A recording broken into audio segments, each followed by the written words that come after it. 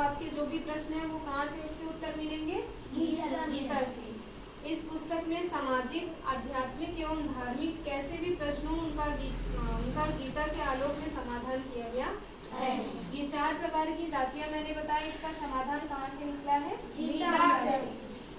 12मासी। इस पुस्तिका में स्वामी जी ने अपने पूज्य गुरु श्री परमानंद जी महाराज को आकाशवाणी से प्राप्त भजन ईश्वरी गायन 12मासी को संकलित कर उसकी व्याख्या की है। आकाशवाणी का मतलब समझते हो?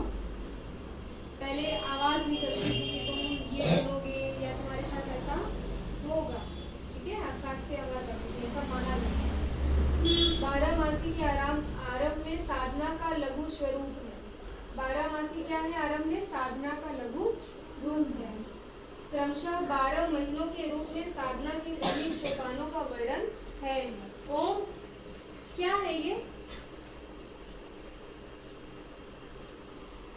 क्रमिक सोपानों का वर्णन है। इसमें प्रवेशिका से लेकर पराकाष्ठा तक लक्ष्य की ओर बढ़ने का पथ प्रदर्शन किया गया है।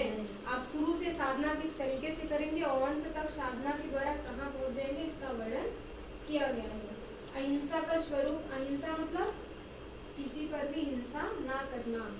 अहिंसा एक उलझा हुआ प्रश्न है। मूलतः यह यौगिक शब्द है, आंतरिक साधना का शब्द है।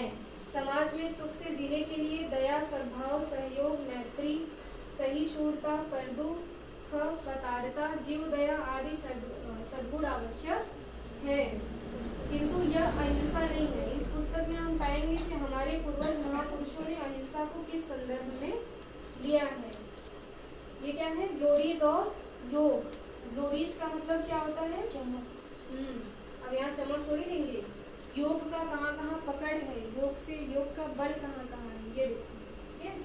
हठ, चक्र, भेदन एवं योग, प्राणायाम और ध्यान के बारे में पूर्ण जानकारी अंग्रेजी भाषा में दिया गया है। जैसे कोई फॉरेनर आ गया तो वो थोड़ी ना हिंदी समझता है, उसके लिए इंग्लिश में दिया गया है।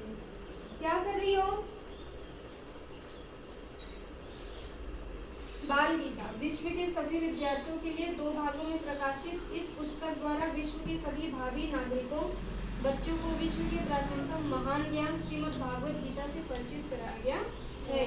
अभी आप लोग क्या पढ़ रहे हो? बाल गीता। 2 भाग का मतलब एक भाग में 1 से 5 है, दूसरे भाग में 6 से लेकर 8 तक। पूज्य स्वामी जी के प्रवचनों से संकलित और आपके ही निर्देशन में प्रकाशित ये पुस्तिकाएं विद्यार्थियों के संस्कार वर्धन एवं पूरे पुरुषार्थ की वृद्धि में सहायक है।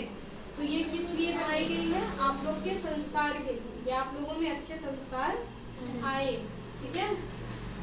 समझ में आया?